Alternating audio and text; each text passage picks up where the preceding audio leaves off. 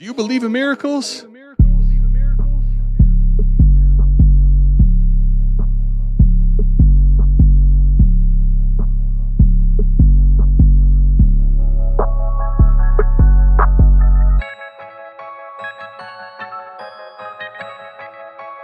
We got Fizzle in the house. Fizzle, what's good, man?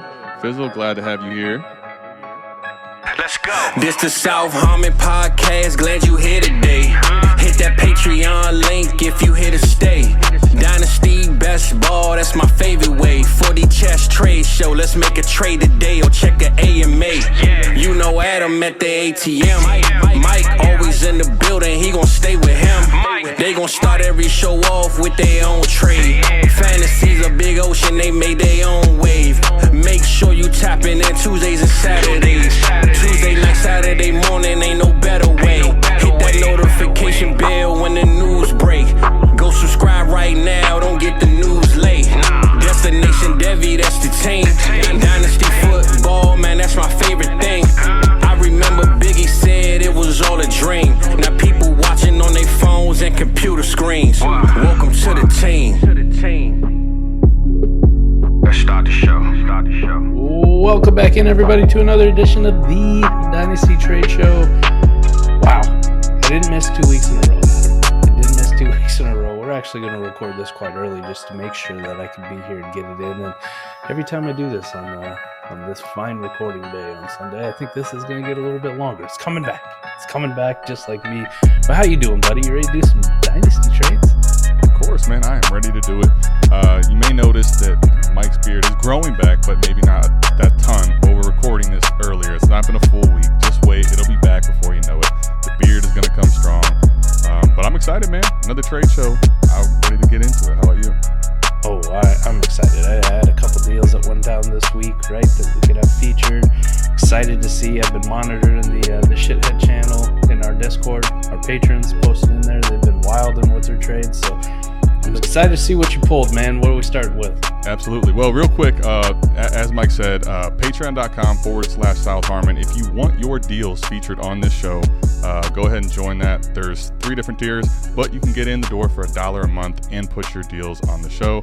We got a new patron in here. One of the deals, one of the 10 that we pulled that is going to make the show. So also, if you could, go down, hit the subscription, give us a subscribe, comment, like, let us know what you think of the deals, how they are. Right or wrong, tell us we're terrible. Tell us the deals we make suck. We're here for it. You know, we want the comments. But without further ado, let's get into it, Mike. We're going to start off with Mcnutted. Here's the thing, man. Mcnutted is a guy that's constantly making deals in these leagues. And you got to love seeing stuff like this. So tell us about it, Mike. There's 2 deals here. All right, man. So for the top one, pretty straightforward. This is a team, I think a couple years ago, 2 years ago to be exact. I won the league. Right, so I've just been in a rebuild ever since, just nuclear rebuild. What I love to do, right, when you're playing for free for 7 or 8 years, you can get pretty bully, like just do whatever you want. As you can tell, sending away Algier, Zamir White, Isaiah Spiller, I had a shit ton of draft picks last year, and why not add to the collection this year, right? I have a shit ton this year. None of them are integral pieces. It's a start 10, so if you think about it in that aspect, man, I'd have a tough time starting any one of these guys. I mean, Tyler Algier did come on nice last year. I don't really know what he's worth, Adam, but I would say it's probably in the range of just a generic future second, like just somewhere in the ballpark. It definitely isn't a first. I'd be interested to see if there's any comments out there or somebody's going to fight me on Tyler Algier and how good he is. I think people would say, I'm going to guess what people say. I don't know, actually, but my guess is he's worth a future second. And I think that's probably appropriate, but I don't know if that's every person's view too. All right. And then, what's Zamir White worth? Does he get a bump if Josh Jacobs actually does leave? If Josh Jacobs comes back, does he get any bump at all? Does it go completely in the shitter for him? Like, I would definitely take the 309 straight up for him, I think, in just about any league. But I think he's a reroll. I think into the 3rd round this class is fine. And I think that there's a scenario, though, right? Like, to your point, like, there's a scenario if Jacobs ends up not coming back to Vegas and they don't bring in some, juggernaut name or someone off the streets that people are excited about. people probably get overexcited for Zamir White, and I don't even know that means that he does anything. But he might get a bump in value just because there's no one else there, and people have held on to this asset. It seems like forever. He didn't really lose that much value on keep trade cut. He's kind of like an enigma. It's weird with Zamir White because I don't know what the hell to make of it, but I'd rather re-roll him for sure. And Isaiah Spiller was our boy last year about this time, and for quite a while, right up to the NFL draft, and then he kind of stopped being our boy.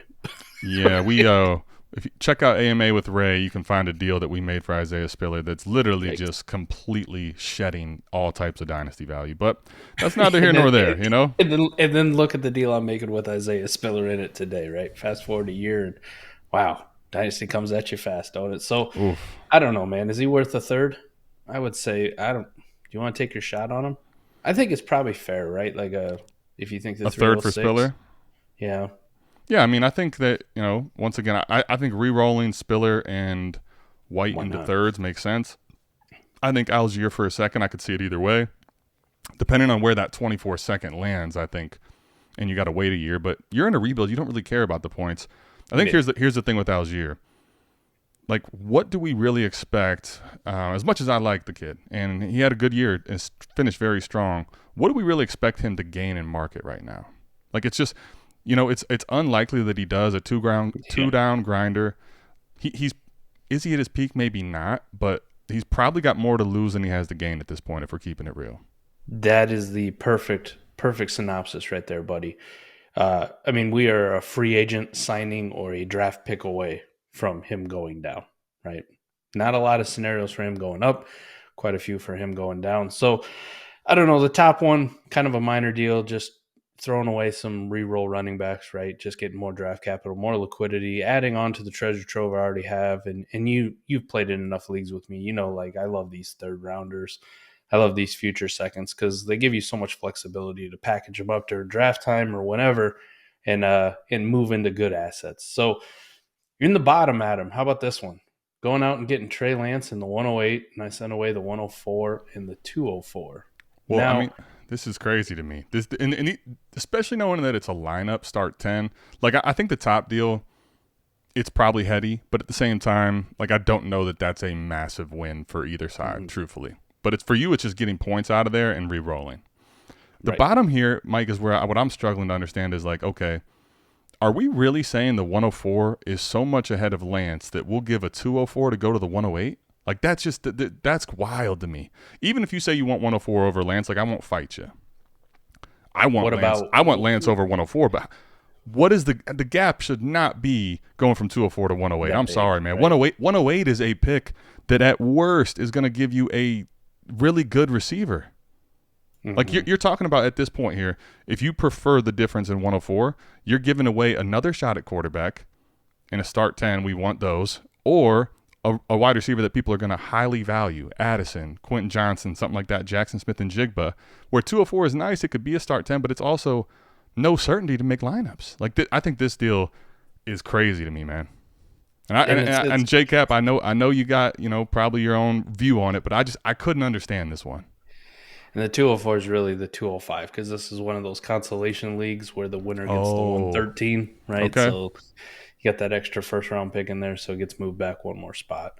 Adam, I think I'm kind of with you, just the basis of the deal. If we talk about 104 for Trey Lance, I think you're in the ballpark. I think it might be too much. Like, if I had to do this straight up, I'm good, man. I would have kept the pick.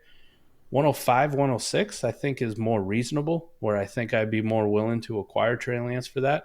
But, yeah, the other part of it, I don't know how to justify it, man. I love J-Cap, man, and there's a reason I love J-Cap because he gives me nice things like this. I appreciate you, buddy. Yeah. I don't know, man. Like, I move back 4 spots to move up 7 and get a quarterback who's going to be top 16, 17 at worst in Dynasty, even after the NFL draft, you would think. So I'm in. I like it. This goes with the Dak Prescott deal that I did in the same league last week. So I went from having just Mac Jones at quarterback, and all I've given up really is the 104, Amon-Ra St. Brown, and I've gotten back Chris Godwin, Dak Prescott, Trey Lance, and the 108. Yeah, I mean, like I don't know how to make that any like better. I would say this, Mike. 103 for sure for me is over Lance because, like, I'll take, the quarterback situation, one of the top two. Not knowing where landing spots, though, are and knowing what Frisco has invested in Trey Lance, like 104 is about where I think it makes sense. And if you wanted to take Lance over 104 or vice versa, I get it. But I think what's interesting to me is we don't even know where Levis and Richardson land yet. Like, we're kind of assuming that they land top 15, but, like, we don't know yet. Like, there's a scenario where that doesn't even work out. So, I mean, I think on the value side, those two are kind of fair. I lean Lance, but if you want 104, I'm not going to fight you. Even if you said that 104 is better, there's just no way to justify this gap in the makeup at 108 to 204. So it's just, I don't know. I can't say anything else more about it, man. All right, enough talk about me. What do we got next? All right, buddy. We had to at least get one of mine in here. We have this one here, Mike, is a start 12 Superflex best ball, 12 team. It's half PPR and half tight end premium. So I had 101, and I'll be honest, Mike, I'm curious to hear what you say here because I was a little torn on this one. So I'm moving to 101. I'm getting back 224s and Aaron Jones. The interesting part here, one of the 24 first you're seeing is A. Baldwin, right? So I'm getting Adam Baldwin's first as one of the picks. He's going to get 101. He already has 103 and 105. He barely missed the playoffs last year. So, like, there's a scenario with him Bijan getting the two quarterbacks probably at 103 and 105, where this team that's a mid, that one could end up becoming late. I still value it as a mid, but, like, he could be a very good playoff team. The 24 from Caddy Pusher is something, though, where I reasonably expect that pick to be top 3. So that's kind of why I make the deal. But, man, and I get Aaron Jones, and that was the one thing that was hard for me. It's an aging asset, but my hope is that I can get, not Bijan level points, but decent points until those 24 picks come to fruition or I move them. So knowing all that, to give you my best synopsis, I don't hate it, but I don't love it. You know what I mean? Like, that's how I felt. That's exactly how I felt about it, man. I'm kind of just torn on it. Aaron Jones, I think, is a pretty good value in Dynasty right now, right? We're definitely in rookie hype season. The vets are getting pushed down to extremes. Aaron Jones is fantastic when he's playing football, and I think he still probably has one good year left in him, even if it's not with Aaron Rodgers. Adam, I still think he'll be fine and put up fantasy points. It's a best ball league. I'm okay with it because you're turning one asset into 3 assets. I will say, though, the part that I have, like, the part that eats at me is that we're trading the 101. We're recording this at the end of February 26th on Sunday night, and we haven't even got to the combine yet. And we just did a 40 episode about the scouting combine and what it does to people and how the hype builds. And I mean, I will say this, Bijan's price today is very high. It is very high. Bijan comes out this week and runs in the 4.3s at him and weighs in at 220 pounds. You don't think somebody's going to go really ballistic for this guy? Like, without even knowing his landing spot. And then we also have the possibility of him being a top 10 NFL pick, in the end of April. You can go into a team like the Eagles or something like that, which would be skyrocketing his value. So trading him right now kind of feels apropos. But Adam, I think with the overall concept, what I know about best ball, what I know about you and how you dynasty, if you believe this team is a top 3 pick, like one of those coming back next year, you kind of get a win now piece now that's depressed, and you get a dart throw first, 3 for 1. I'm generally in on 3 for 1s in best ball, especially when they're decent enough pieces. So that's why I say I don't love it. I don't hate it. I'm kind of in the middle, but I think I will side with you on this one just a little bit. I just feels like you could have got him more. Well, okay, because honestly, it's funny. I was texting Adam. He was like, "You guys better not roast this trade." I'm like, "Listen, I won't be roasting this trade, but what I am curious is what Mike thinks." And it's funny you thought exactly what I did, which normally we do. The thing is about it, 101. I also agree pretty much with what you said, where, like, I think this is reasonable. Like, I think this is a good return, and I think I can make it work. There's a few different reasons why I did it. The first one, like, the hard part for me is 101 right now is still 101, is still Bijan or your quarterback. But when we get to May, like this draft will be 3 weeks after the actual NFL draft. 101's hype probably is higher than it is currently. Yeah. So, like, there's part of me that says, man, I could have maybe seen in a couple months, like, can I get more? I don't really know the answer. This trade was actually just made the day on Sunday. So that was why I was torn on it. The reason I ended up doing it is because, like, and everyone watching, you've probably seen this, right? When leagues start, you can kind of go ahead and pick over first-round picks, right? But when you start getting into the multiple years of leagues, like, I was also looking at it kind of like, man, I don't really see a team outside of one that I know won't give it to me that I can actually get a 3-for-1 where I'm getting liquidity in 24, one that has a chance to be high in liquidity in 24, and a replaceable level running back. Like, I didn't actually see that fit right now. And the way this league is, I just didn't see that coming later. So I think I could have gotten more on the surface, but I don't know that it would have been the assets that I really wanted, if that makes sense. So that's kind of why I ended up doing it now. I'm a little torn still on it, man. Like, I'm not 100% sure that I made the right move. But let me say the final part. If you watched last week and you saw me trade up for T-Law, right, and a lot of people were down on that move because I consolidated, I also was like, you know what, man, to break the tie, let me get out of pieces and get more depth, since I did go ahead and consolidate for Trevor Lawrence. That's fair. And if there's anything I'm going to consolidate, we talked about it on last week's episode, it's going to be for quarterback, even in best ball. I did see the feedback for it, but I think that is the one I make the exception for top 8. So, and if I'm going to deconsolidate, I don't know if that's a word, but deconstruct or break it up and tear down into multiple pieces, it's definitely going to be at the running back position. Definitely the easiest one to do. So yeah.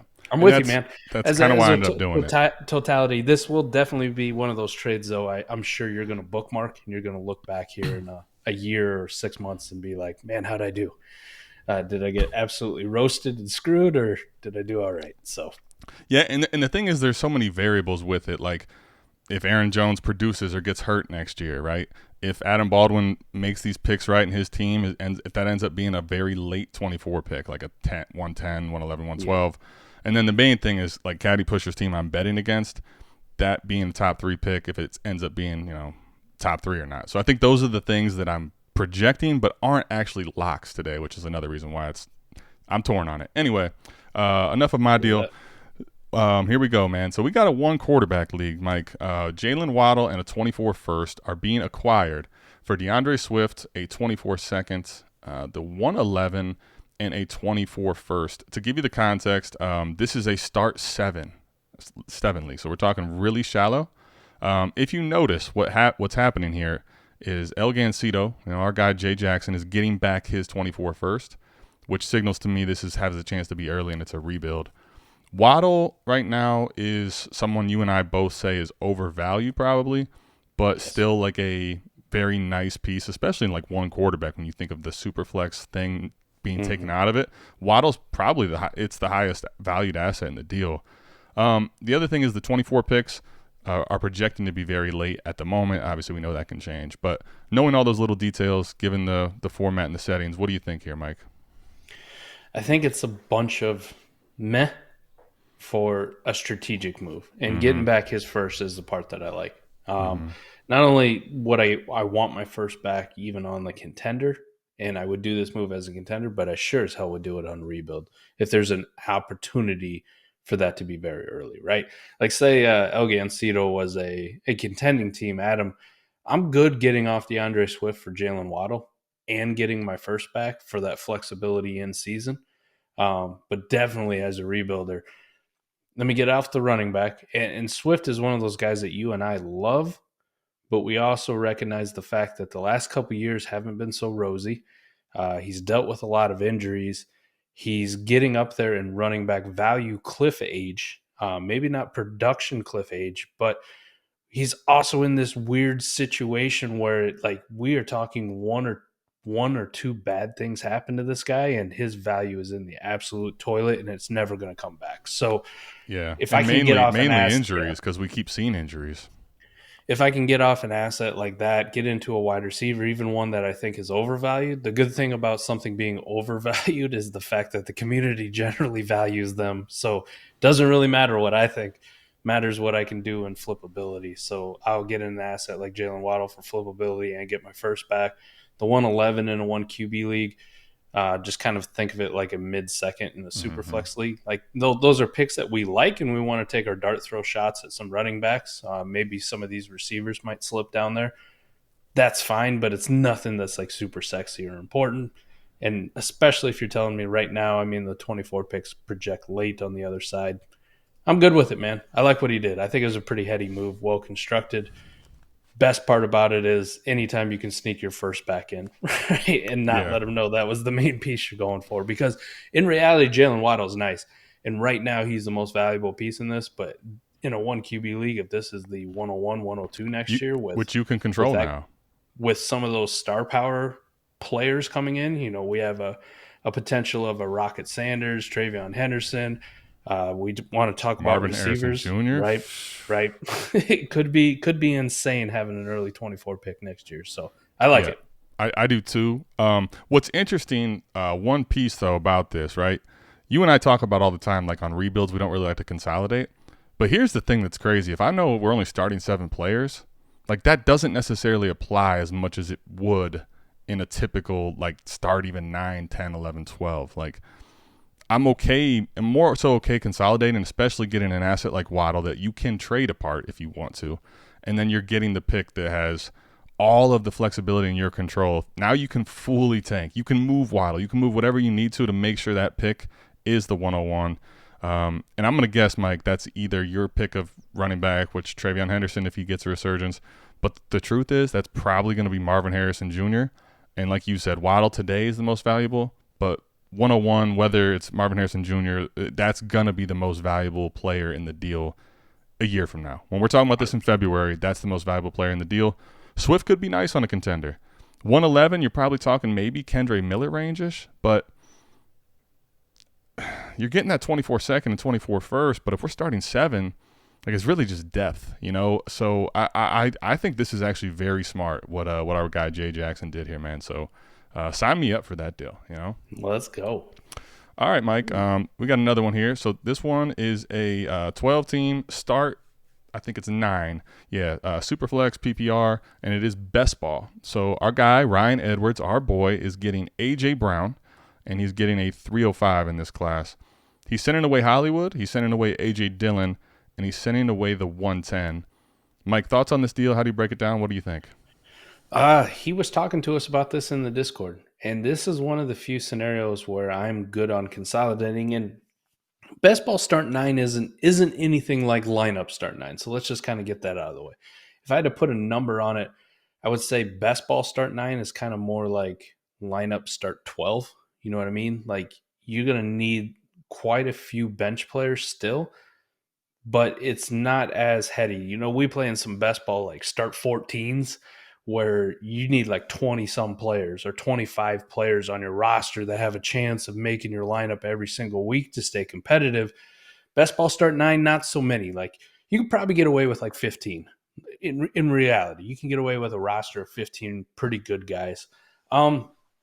Generally, I want all the pieces, right? I want the multiple pieces. But A.J. Brown is pretty damn good at football. I think we can agree. We have a lot of concerns about Hollywood. I think the community's, again, over their skis on Hollywood, and they have been for a while. The 110, could it be a decent enough wide receiver? Yes. Could it be a decent enough running back? I mean, it's still a first-round pick in this class, which I like. That's fine. And A.J. Dillon, I don't know, man. He's the tough one to evaluate, right? Because early on in the season, he was absolutely horrendous, horrible. Everybody who was touting A.J. Dillon was dead wrong. And then towards the end of the season, he started putting up a few decent games, right, where he really started to get some of the work. And I don't know how much of that was attributed to Aaron Jones being banged up, the weird usage. I will say there's 3 pretty good pieces, Adam. Yeah, but Redwoods is getting an elite wide receiver, not to the level of Justin Jefferson or Chase, but after those guys, if you want to have a conversation about who's wide receiver 3, A.J. Brown will throw his hat into the ring, right? He needs to be in that conversation. I think it's CeeDee Lamb, but A.J. Brown's at least in the discussion. And it is a super flex league, so the 305 is a pick that intrigues me, right? Just throw a dart, and that might actually be a producer or something that has the potential to make his lineup. So it's not really a 3-for-1. It's more like a 3-for-1.5, which I'm a little bit less apt. I will say this: if it didn't involve Hollywood and AJ Dillon, and it was like two other pieces in place, like take a couple of wide receivers around the range of where they're going, their value, I think I tell them, nah. Yeah. As much as I love AJ Brown, no way. But because it does involve two players that I'm admitting I'm a little bit biased on the worst part. Yep. I say I want the AJ Brown side, but this is one I could be dead wrong about, right? Hollywood could come out and smash. AJ Dillon could actually be good at football all the time and not just like 2 or 3 games a year. So I could be dead wrong about this one, Adam, but the way I look at it now, give me the AJ Brown side. All right, so let's play that game real quick. Let's say we go to Christian Kirk, wide receiver 30. Oh, shit. For Hollywood Brown. Now, here's the interesting part. Keep Trade Cut has A.J. Brown just moved ahead of C.D. Lamb. So what if it's now C.D. Lamb, and then you got on the other side Christian Kirk? We just swap it. So it's Christian Kirk, A.J. Christian Dillon, Kirk for Hollywood. Yeah, Christian Kirk goes in for Hollywood, and then A.J. Brown's now C.D. I'll take the Christian Kirk, the 110, and the A.J. Dillon. I'll trade away my C.D. in 305. Damn. I think I would still take Redwood side, but there it becomes like much more painful than this does. I think it's really close. And I think that's probably part of it too. Asset-wise, I think it's probably reasonable. But I'm not a Hollywood guy. Mike's not a Hollywood guy. We'll admit it. A.J. Dillon's very tough to judge what he's going to do this year. You saw moments in all these years prior, but it's never been consistent. And in Best Ball Start 9, I worry about how consistent he's going to get into my lineup. I think that's a big issue for me. The 110 I really like, man. Like, I want the 110. You and I both will talk up liquidity till we're blue in the face. 110 right now, you're looking at, Quentin Johnson, Zach Charbonnet. Like, I like it. But I'm telling you, man, I think the reality is when we do this with these players, I want A.J. Brown. But let's just play one more side to give you an idea. This is a lot of the problem when I talk about A.J. Dillon, Adam, is this is a best ball league. So spike weeks, consistency weeks plays into this big time. You're talking about a guy that had 4 fucking weeks last year where he would have made your lineup. 4, Adam, total 4. I mean, I know I had him in leagues, and he hadn't made your lineup for weeks. For the majority of the first few weeks, he wasn't anywhere near your lineup. I mean, Adam, like Kenyon Drake had 4. I know. And he had a spike week, right? Yep. Like he had a week where he was a top 5 running back. Kenyon Drake was more valuable to your team last year in best ball leagues than was A.J. Dillon, which is hard to believe. That's what I mean. Okay, so I think that's why, like, when I come from it, because I'm looking at it from a best ball standpoint, it's like, shit, man. In lineup, he means almost nothing because it's like, when the hell do I start this guy? But best ball, it's even less because he doesn't do anything for you. Like, I can find Kenyon Drake, I can find Jerick McKinnon or Tyler Algier, right? And I can get equal, or in a lot of these cases, the guys I named off, better production, right? Devin Singletary goes for fucking nothing. Devin Singletary's out here making your lineup 5 times with a spike week. Like, he's better than A.J. Dillon. That's crazy. So, that is wild to think. Now, that's part of it too, is if these are just like assets, which we're going to get into 3 startup picks to give you like more idea of flexibility. But when the players are put in here, I'll be honest, man, part of it is the players I'm sending away up top. Like, if those players are in the same range but different guys, I'm probably having a different discussion. I think that's really the point. Last one here, real quick, Mike. If it's Garrett Wilson instead of A.J. Brown, as much as I like Garrett Wilson, like, I don't really care what the players are up here. We're probably just saying we'll take the other side. I'm with you there. So, and Garrett Wilson is wide receiver 5 on Keep Trade Cut. So that's exactly why, like, this one's probably close, but in Best Ball Start 9, smaller lineups, given the players up top, we'll go ahead and take the Redwood side there.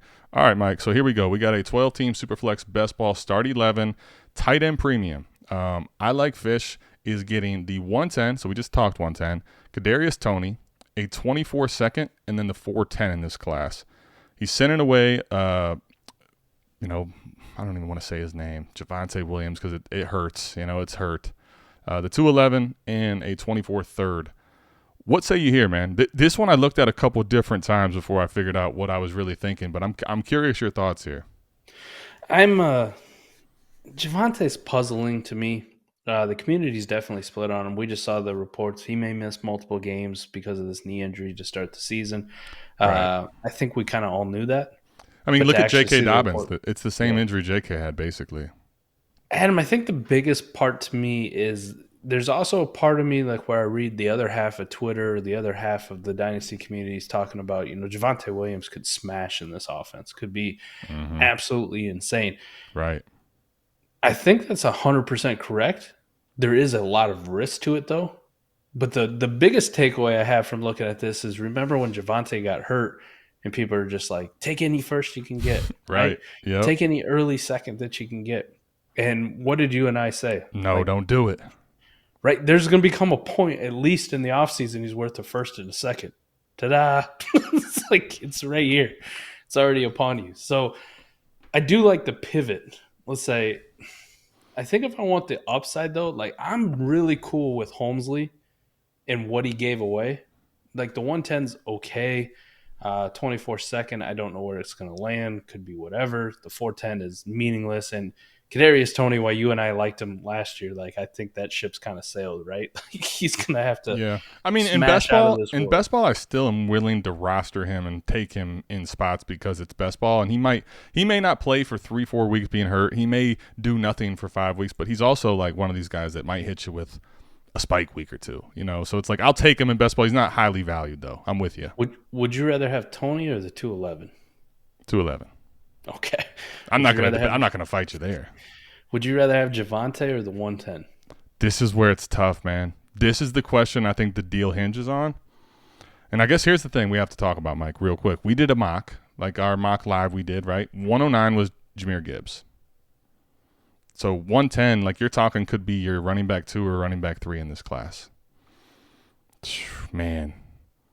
I love Javonte, the talent, the prospect. I think if he gets healthy, could have that 3-down role in that offense that we like.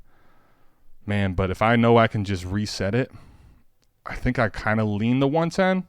Okay. But I'm also not going to tell you that if you are convicted on Javonte in that offense, that I wouldn't send the 110. I'm just, the way I view it currently, I'd probably pivot to 110. I think it's really close.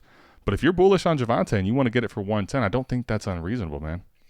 In a best ball league, let me put it like this. I like Fish58 did the smart, heady play, the safe play in what he got, even if it is a Kadarius Toney and the 410 doesn't really mean shit. So it does. That's not even factoring in the deal for me.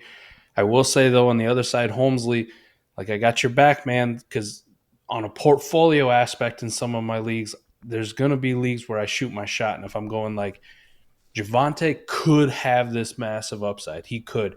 And if I got to send away the 110 Toney in a future second, if I'm already a contender and I'm man, even if Javonte doesn't do shit for me, I'm still going to be fine. It's just still going to be a late second. I think there's going to be leagues where I'm going to shoot my shots on it for this, this kind of deal, this kind of package coming back. So I do like both sides of this, to be honest. I hear you, and I think it's a well-constructed deal, and I get it. I'm going to tell you why I like what our guy I like Fish58 did. Because I agree with you. 110 Javonte is fair in value. But here's, I think, what's probably going to happen for the majority of people. Javonte's negative news is going to be just enough to kind of cloud for a while. Now, I'm not going to say it plays out this way long term. But for this offseason, he may not have – you probably can't move him to every one of your league mates. I already know in a lot of my leagues I've tried to move him for higher than the 110 or at least get something back for him, and people are basically kind of, I'm good, I'm not really into it. 110, we just talked about, when the combine's about to happen Tuesday. All these things are happening. I think 110 is more movable in the next 2 to 3 to 4 months, right? So I think that's why I lean that side, is just that piece. I'm not, and that doesn't even get into what you do with 110 and what Javonte ends up being. So then I say, okay, 211 over Toney. I'm pretty easy there. But then once again, I get a 24 second over a 24 third, and I get a 410 thrown in. I want the top side. I think it's well constructed. If you want to shoot your shot on Javonte, I'm not entirely opposed to this. I just think the way I like the Dynasty and move things, I think 110 gives me a lot more ability to do that. I love it. I love it, man.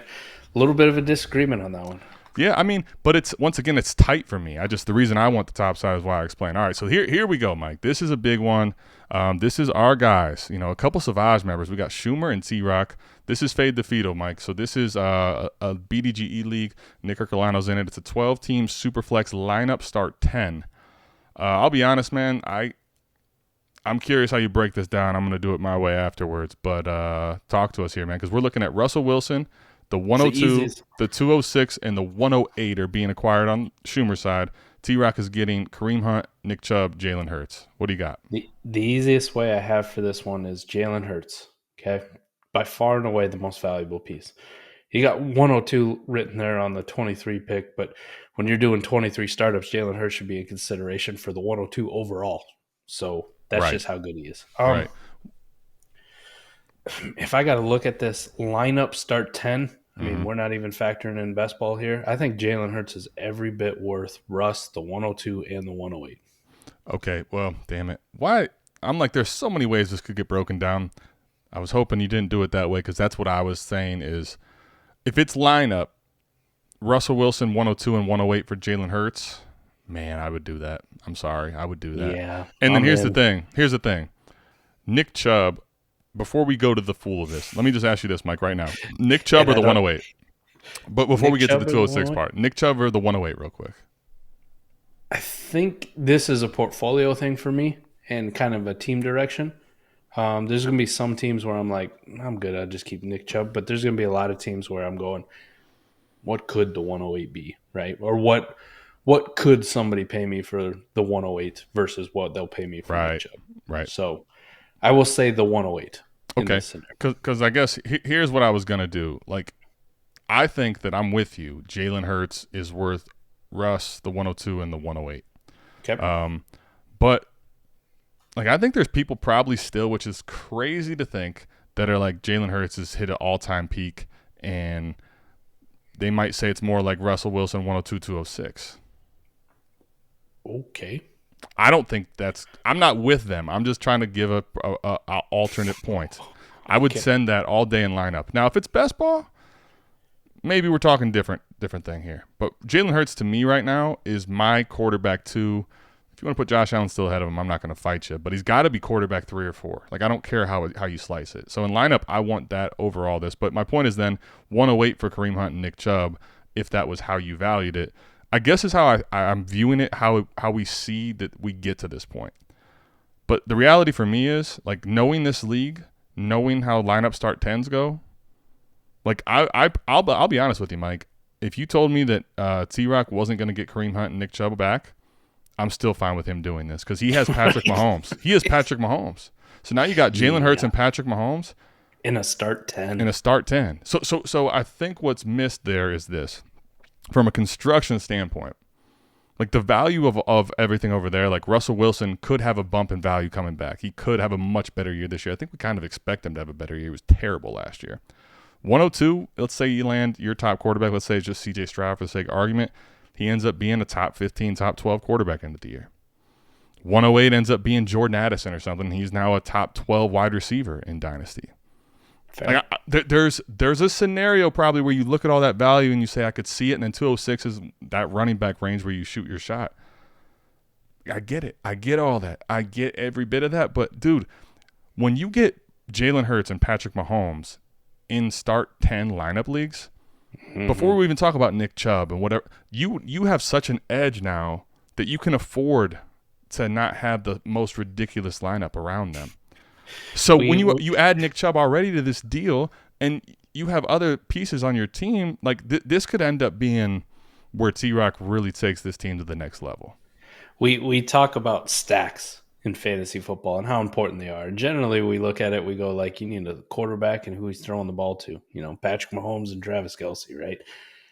I think with the best stack, and it's just kind of out of it's not the same team, so it doesn't make sense. But stacking your damn quarterback room is massive. And we see teams every single year that go in with 2 top 8 or 2 top 5, in this case, options at the quarterback position. Mike, and it's like, me and you say it's the top 2. right?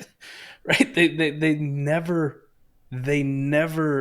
really have to sweat about what they surround them with, right? I've seen guys starting Kenyon fucking Drake, who we just talked about on a weekly basis, but they have two elite quarterbacks who are a threat to put up 50 or 60 every single week. It's just so hard to overcome, man. So you're 1,000% right, man. Even if you took the Chubb, the Hunt part out of it, I'm going like, to pair Mahomes with Jalen Hurts in a start 10 league, I'm in, man. Sign me up. I hate that I'm giving praise to T-Rock, though. Yeah, I'll be honest, man. He's taken our 4D approach in this league. Early on, I was like, yeah, man, come check us out. We're doing, South Harmon before we even had the 4D Chess podcast. Like, yeah, just come check it out. He got in early, and all of a sudden, this team in the Fade the Fetal League, which I really like, I'm like looking at it like, wait a minute.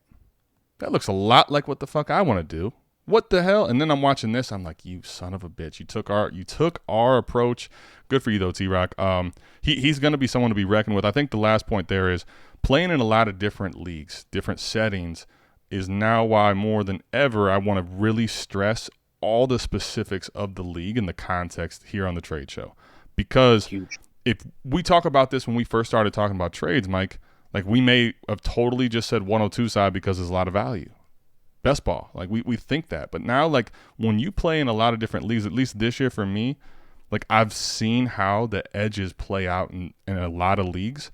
And one of the biggest things for me in like lineup start 9 and 10 was I would have teams that are really, really deep but didn't have the elite quarterback options to the point you made, right?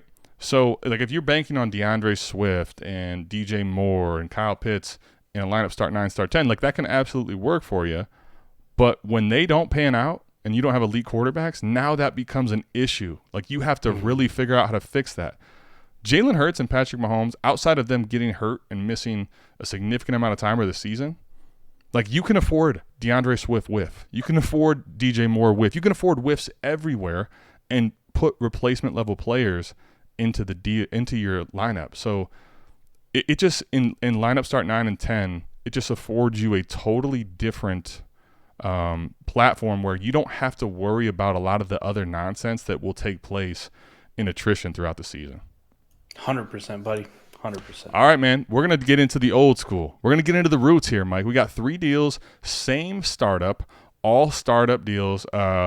Blitz's birthday, so we're going to start off with Blitz. Happy birthday, Blitz. This is the first one of 3 different startup trades here, Mike. So knowing that it's startup, we're looking at a startup draft trade, 12-team, Superflex, best ball, and it's a half-point tight end premium.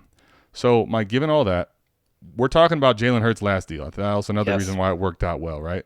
Perfect. Jalen Hurts, Josh Allen, whoever your flavor is, we know who's giving them away. Making the thumbnail today. Jalen Hurts. Wow. See, look how happy he is. He's like, I got an eagle on there. All right. You got me. Let's go. You're damn right. All right. 207, though. The 307 and the 507, Mike. Now we're talking best ball, so it's a little different here. And I also think that, these pieces, like we're going to get into it. So go ahead and break it down. For the record, Pasta sent in the players after the fact. I want to talk to everyone and kind of give you an idea of just startup trades. I don't want to make names kind of cloud the sentiment. So this is just startup only. I'm because this is a best ball, not a lineup, Adam. I will say this: I like the who side. I will take the who side. Generally, though, I'm the kind of guy who wants to trade up even in best ball leagues to try to get those 2 elite quarterbacks in the first round. But you throw that 5th in there, that 5th is still going to be a really good player. Like I would do my 2nd and 3rd for your first.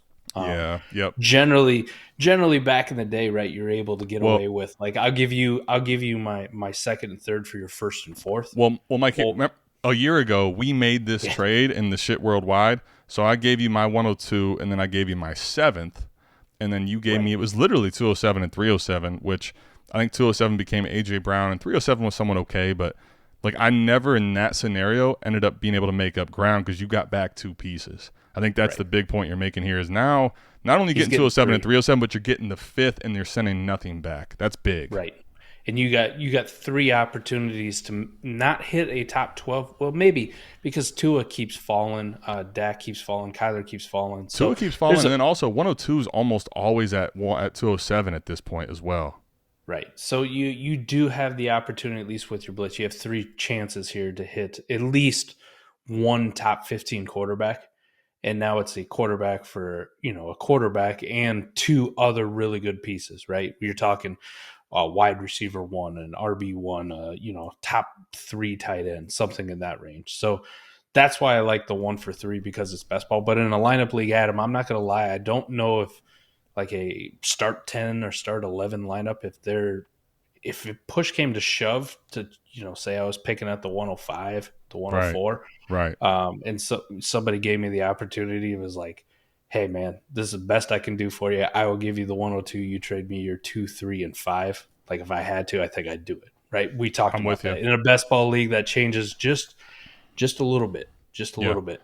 I will give up my 2 and 3 to move up to 102 in a best ball league. Like I'm cool with it. It's that third piece, and this being a good third piece that makes a difference. I agree with that. So let me ask you this. Let's say the 5th goes down to the 8th. Out or in? I'm still in because we kind of have those ranges in best ball where you still have really good. I will say 1 through 9 is 1 through 9, 1 through 10 are all pieces that highly interest me in best ball. I would agree. So basically we're saying that I want the blitz side here unless it's 207, 307, and let's say like the 13th or 14th round. Right. Then I really don't care. Right. Agreed. Then I'll take the Jalen Hurts side. Like that's what it cost me is a 13th round startup pick, even in a best ball. Go ahead. You have it. Good luck on you. Have fun with Alexander Madison or whoever you take there. Yeah, I'm fully with you on that, man. I think this is what's tough about this, though, is like we saw last year, even in best ball, where having the stud quarterbacks, for the record, I didn't put it in here. I should have. It's start 12. These next 3 trades, everybody listening, these are start 12s. So, like, it's deep enough and it's best ball that you can replace it. But even to start 12, like the warp that Mahomes and Hurts gave you were completely earth-shattering. Right. So, like, man, it's hard because I really like Jalen Hurts, and I think that in best ball, Mike, myself, a lot of you listening probably are good enough and strategic enough to make other moves to get your lineup more assured. But, man, when we look at, like, the South Harmon ADP, Mike, go ahead and check that out. Tom and Koopa Troopa, some of our patrons, put together a startup ADP sheet pulled from Sleeper API. When we talk about this, though, because I don't want to have the actual names, but just to give you an idea, right, like, 207 right now, Mike, in ADP, you can get Dak Prescott there. Whoa. Like, you tell me that already. Like, if I just know that I can guarantee myself Dak Prescott, 307 to 5, like, dude, I can't hit the button quick enough on that. Now, some of the startups we've done, like, you're not going to get Kyler or Dak. Right. So that's where it becomes a little tougher. But the fact that you're getting an additional 5th, which I don't think people probably realize how good a 5th round pick is, you can get a Trey Lance in the 5th. You can get a Daniel Jones in the 5th. You can get at least, Kirk Cousins in the 5th. So all of a sudden, if you wanted to go that route at quarterback, you can stack up the top parts. Ultimately, 3 for 1 this high for me, I'm going to take the 3 pieces. It's just going to be so hard to recoup what you lost on these picks. Although, 102 is basically a locked and loaded set it and forget it. Like it's almost a set it and forget it in a best ball, which is hard to believe, but that's basically what 102 is. So I think we're both on the same page here. All right, so same league. So it's a startup draft trade, 12-team Superflex best ball. So this time, Pasta's getting the 109. So now we're talking the other way around. We're going into the first round to get a quarterback. He's getting the 904 and the 809 on top. He's sending away 309, 509, 604. Mike, talk to us. Yeah, I'm with it. Pasta killed it. This is too fucking easy, man. This is too easy. Pasta fucking killed it because I would do this for top 8 quarterbacks. I would do this all day for top 8 quarterbacks. And again, if we're talking top 8, right? Fields, Lawrence, Lamar, kind of round out that last little bit. What you'd be looking at. The reason I say like at the 109, I could almost guarantee it is because somebody took Justin Jefferson or Jamar Chase, or maybe they took the 101 rookie pick, right? One of those quarterbacks is falling, guaranteed. Well, and that's the thing. Let's even say though, and let's say like I really wanted to illustrate this so that I want you to know I want Pasta side. I don't care how it shakes. Let's even say it's in a shithead league like we are in, Mike, and everyone's heard everything that we say, and all of a sudden the top 8 go 1 through 8. Mike, I'm not going to lie to you. I would do this for Justin Jefferson in best ball because I'm not really losing much. I'm going from 509 to 809 and 604 to 904. Like, I'm cool taking that down tier, like getting those receivers as opposed to the 5th and the 6th. Right. I'll do that for Justin Jefferson or Jamar Chase even.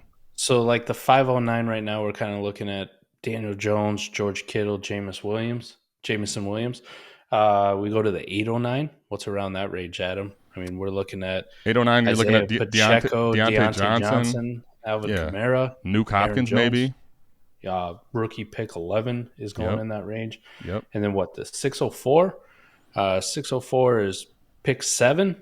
Kirk Cousins, Damian Pierce, Chris Godwin. And you go down to the 9th round, which I still think there's probably pretty good players in the 9th round. 904. Bateman, Allen, Mac Jones, if you wanted to go quarterback. Dalton Schultz, James Cook. Yep. They're all. I mean, I just best think ball. I mean, they're not the sexiest of names, but they're very, very, very serviceable. So agreed. I'm cool with it. I'm cool with going down from the 5th and the 6th. I drop down to the 809, 904. I still stay in that range that we talked about on the previous trade, right? 1 through 10, I'm pretty comfortable with. Yep. But I get to move up 2 rounds. So I go from picking at 309, which my quarterback choices were, if I was lucky and Tua fell, right, I'd get a top 12 quarterback, which I'd be ecstatic. But if he doesn't, Daniel Jones, Trey Lance, a rookie, and instead I'm moving up into the possible range of getting Trevor Lawrence, Lamar, Justin Fields, Deshaun Watson. Right. We didn't even talk about him, right? If 8 quarterbacks go, he's generally the 9th. You could also take you could at least get Watson there, and I think that's the thing. If it's wide receiver like you were talking about, Justin Jefferson or Jamar Chase, right? If that was your play, Adam, instead in the 3rd round, your wide receiver choices, you're kind of looking at Diggs, Chris Olave, Cooper Kupp, DK. Yeah. I mean, trade me up. I like those guys. Don't get me wrong, but you know what I really like? A Chaser or Jefferson. But here's the greatest part, Mike, about this, why I wanted to bring this one up and why these 3 just made so much sense to do in a row. So the same startup trade to give people more of a startup feel with startup season being here. 809 and 904, what's so great about it? Like, we talked about the players, but I think the greatest part is if you tell me I can get Justin Jefferson and then I can get liquidity there, like, I'm good. Because you can get 110, 111, certainly 201, 202. I am – sign me up. And that's before – the reason I wanted to hammer that home, like, that's before we even get to what you said, quarterbacks. Like, I would do that for Justin Jefferson or Jamar Chase in best ball. I mean, if you tell me I'm getting Trevor Lawrence at 109, holy shit, man. Like, I would break my phone for this deal.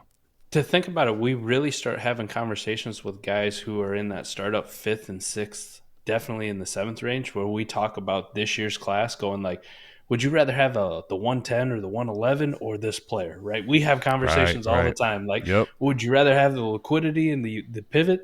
That's the range that he's trading away, right? He's already traded away. And at the worst case scenario, he's just going back a little bit. If it's just rookie picks, those always go later for some damn reason. And give me the rookie picks. Right? I get the liquidity without the already established league feel of going like, man, I hope somebody buy Chris Godwin for late first this. Right. Well, and that's the thing too. I'm telling you, in best ball, Mike, I've seen people trade away Chris Olave, Treylon Burks, and Rashad Bateman. I've seen worse than that for just a Justin Jefferson by himself. Right.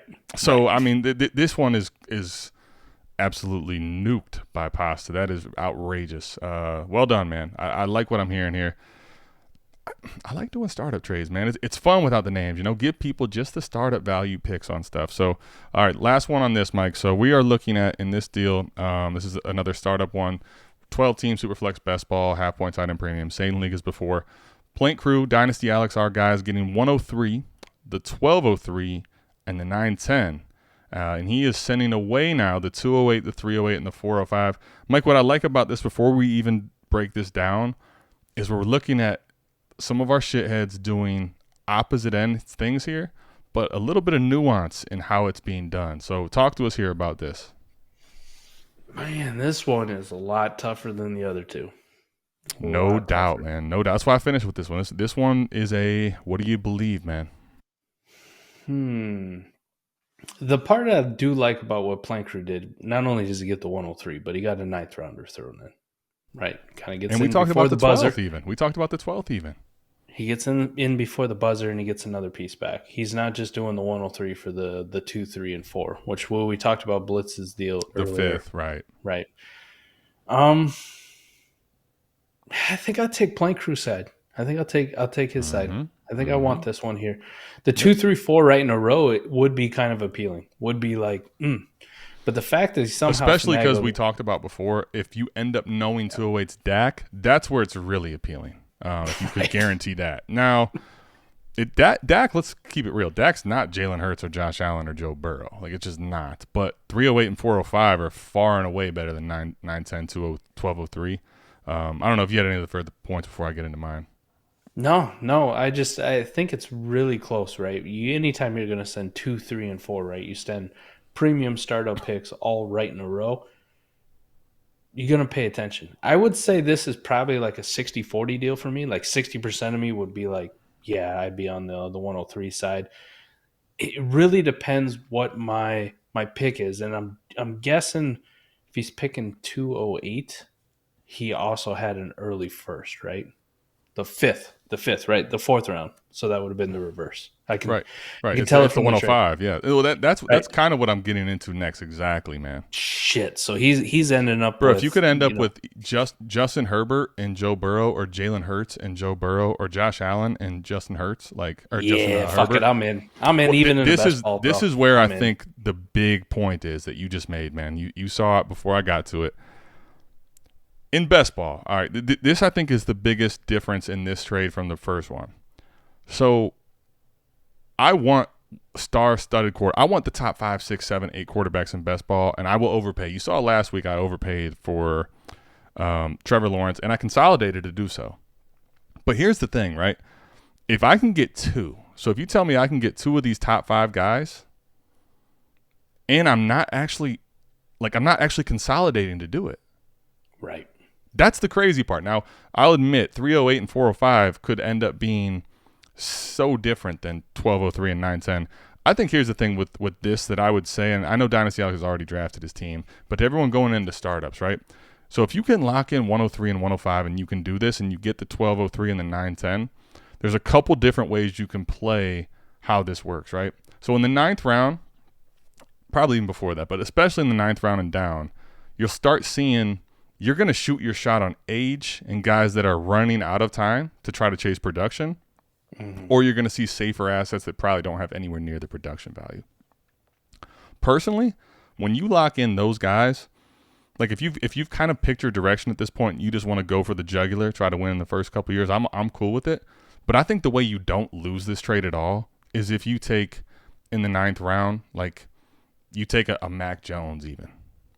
Right? Like you just get your quarterback 3 and like you don't lose anything here. You don't try to kill it and end up having this consolidation end up happening because it was a complete mispick. In the 11th round, you take a Dolchich, you take, someone that's a little safer. Even if it was the mid-second round pick, you can get there. Like that I think is how you make sure that you do not lose this trade. And if this is what it costs and you get 2 top 5 quarterbacks, even in best ball with 12 starters, you can make the rest of your team very good around those guys. So I'm all aboard this train, man. I love it, man. We got some heady moves from the patrons here. I like these. I liked it without the names, so that's why we did that. I want to do startup trades. That's part of our values, getting back to our roots. All right, Mike, last deal of the day. Country, new patron. Funny story. I'm not going to, name the other side because this trade came in with no names, and this is a brand new patron, and we were just on, a certain guest spot, and I'm like, interesting. No names, all this stuff. But Country, our guy, is getting Tyreek Hill, KJ Hamler, Albert Aquabanam, the 23-110. He's sending away Jacoby Myers, Pat Fryermuth, Treylon Burks, the 203, and the 213. Mike, here's the big thing for me. 14-team, Superflex, 0.75 tight end premium, but it's lineup start 10. I think the settings make this trade where I want one side. So talk to me.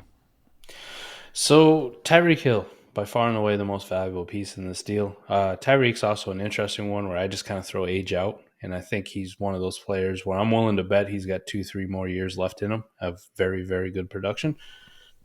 So I rank him very highly. I'm not going to be an ageist and move a bunch of people above him just because he's on the older side. He's still fantastic at football.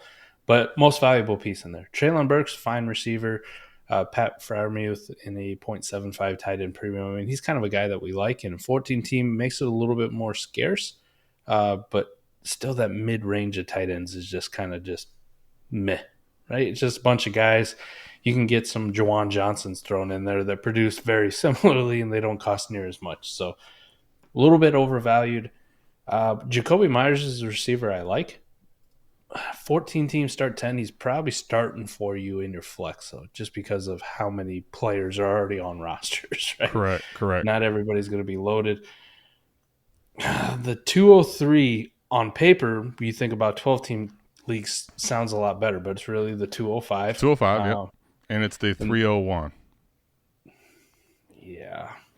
I mean, here's the thing. 14 team does make it where none of those pieces that are being sent away by Country, our new patron here, are like, man, there's no way they amount to anything. Mm-hmm. Like in 14 team, like those are all going to be pieces that people will be scrambling and would love to have. So I'm not trying to completely poo-poo that side. And KJ Hamler and Albert O, I'm going to be honest, man, KJ Hamler is about dead to me even in 14 team. Yes. You know, I basically with him, like how I feel about him is how KJ Hamler felt when he was wide open on that post and Russ didn't see him and he's slamming his helmet into the ground. Like that's how I feel about my KJ Hamler shares. Yes. Albert O's a big upside play in tight end premium. I'm hoping, but not banking. So I think what's interesting about this deal, Mike, is I want Countryside. Okay, like Tyreek Hill, like you said, I want Tyreek Hill. I'm with you on the fact that, like, I believe there's at least 2 years left, maybe more. He's so different with the way he moves and how fast he is. I think he might age pretty well. And I like 110. Like, I think there's probably a scenario where these are the two best players in the deal when I look at the other side. I guess here's the thing that makes me hesitate a touch, and I still want the Tyreek Hill side, is I've seen how people do 14 teams, and can you really afford to send 5 assets? That's the only hesitation I have. So Traylon or the 110? Like, which would you rather have? We touched on this in a previous trade show. I'll take the 111, so I'll take the 110 for liquidity, but I think it's close. Okay. Pat Freiermuth and Jacoby Myers and the 213 and the 203, does it do anything to get you to Tyreek Hill? I would take Tyreek over all 4 of those pieces again. Combined, right? And this is why I'm saying. But you get a free KJ, you get a free Alberto. I'm 100% with you on this for the record. By the way, we could break this down a million different ways, and I could take KJ Hamler and Alberto out of it, and I want Tyreek Hill in 110. I could break it down, but my only point is I've seen in 14 team, if you only have like 2 or 3 legit bench options, all of a sudden you don't have enough starters to really have a team going by week 5, 6, 7. That's the only like hesitation I have, is knowing that it's 14 team. Do you actually have the depth to afford this? Because I mean I want Tyreek Hill in 110 by a mile, but it's like if your bench now looks like, you know, Laviska Shenault's your top receiver off the bench, like can you actually afford this? And then what happens? We talk about consolidation. What happens if Tyreek Hill actually gets hurt? Or 110, you take a running back that ends up falling completely on his face or something like that. So Tyreek Hill last year was a wide receiver 2 in 12 games, right? 12 out of the 17 that were played by the Dolphins. 12 games. No other wide receiver in football had more. There was other guys that were tied with him, but those are the ones that are very fucking good, right? The A.J. Browns, the Justin Jeffersons of the world, the guys we really like. So there was no other wide receiver too, and then you look at his spike weeks, like the weeks he was top 5, right? 6. There's only one wide receiver in the entire league who had more, and that's Justin Jefferson. So Tyreek Hill, I mean, putting up elite numbers last year with Teddy Bridgewater playing some games, Tua having concussions in the second half and can't hit the broadside of a barn. He could hit the Packers defenders, and Skylar Thompson starting a few games. Tyreek Hill was still very good at football. So this is why I'm so big on Tyreek, is because even in a 14 team, especially in a 14 team, Adam, but like a start 10, you think about it, and you just talked a little bit about depth. If I've got a couple studs that just kick your ass every single week we line up, really my depth don't mean shit, right? I just find Joe Blow, I plug him in, and it's like my stud kicks the shit out of your stud by 15 points every single week. I just need Johnny don't suck over here just to be average or below average and match what your guys doing or come close to it. And I'm going to take the W every single week. So I don't disagree with that actually at all. And I would say the depth isn't really for, let me say this, the depth is not for, weekly starts. It's for what happens in an emergency. What happens when attrition, because I've seen in 14-team leagues how, like, sometimes the semis and the championship, like, you're looking at who's being rolled out and you're like, really? But it's also like, oh, shit. Like, yeah, we've had all these injuries. Javonte's down. You remember how many quarterbacks were out come fantasy football playoffs, right? Like, people are starting some grim quarterbacks. So it's really more about attrition than it is, your weekly starting roster. Because to your point, if you take the Tyreek Hill and the 110 side, which is why I'm still going to do it, I still will take that side no matter what. If you are able to avoid, a lot of injuries, like, that could kill you. That could destroy everyone in the league. It's just more so on the fact of backup plan. What happens in the backup plan? That's the only hesitation I have. I'm still wanting the Tyreek Hill side. I'm still with you in sentiment. It's just more so on the 5-for-2 really in 14-team. Like, if you've rostered teams really well and you can afford to do this, I mean, this is a absolute destroying home run in my personal opinion. It's just I've seen a lot of 14-team leagues that don't have teams that can really afford this, I guess is why I'm saying and bringing it up. This is also why I hate 14-team leagues. and that's why I'm talking about it, man, because, it's just the reality. But, like you saw there, man, interesting deal. Country, new Patreon member. So if you did like this, please go down, hit the like button. Leave a comment. Tell us why we're crazy. Tell us why we're wrong on 14-team. Tell us why we're wrong on any one of these or why you like it, why we're right, what you like about the breakdowns. If you want your trades featured on the show, patreon.com/South Harmon. Just like you saw Country there, kind of flex. Here I'm going to go get Tyreek Hill and 110, the two best players in the deal for bunch of meh. So come show us what you got. But Mike, what'd you think of the deals here, man? I thought this was a pretty good trade show. They were very good deals. I liked them. They were interesting. Not a whole lot of over the top slam dunks, right? We didn't have any 7 goat rings trades on here, so that's always a good thing. Shout out to our guy, the Fleece Master. But very interesting, and get to talk about strategy and how settings affect each league, right? The lineup size, the league size, best ball lineup, startup trades, right? Getting back to a little bit of our roots like you were talking about and doing startup trades is really fun. And like Adam said, man, we appreciate everybody who tunes in, everybody who comments, hits that like button and hits subscribe. And if you decide to comment, you do disagree with us, who knows? You might be the one I argue with like 10 replies about T. Higgins and how good he is at football. Sometimes I just get in those moods, man. Just want to fight some people. Listen, if you get in the comments, just be prepared. If you hit a hot spot, like, it's kind of like landmines, like, by and large, you step anywhere, you're going to be fine. But if you hit a Mcnutted hot button, just be prepared for that string to get really long. Mike's not going to be here for the T. Higgins slander. I'm not even telling you you're guaranteed to be wrong. It's just he's not going to be here for it. So, yeah, man, great trades I felt like today. The combination of the startup, getting back to the roots, some of the stuff. I'll tell you this, Mike. There was a late submission. I started to add it, and I was like, you know what, man? They've all heard this. So I'm not doing 102 leveraging into a quarterback again. Here's the thing.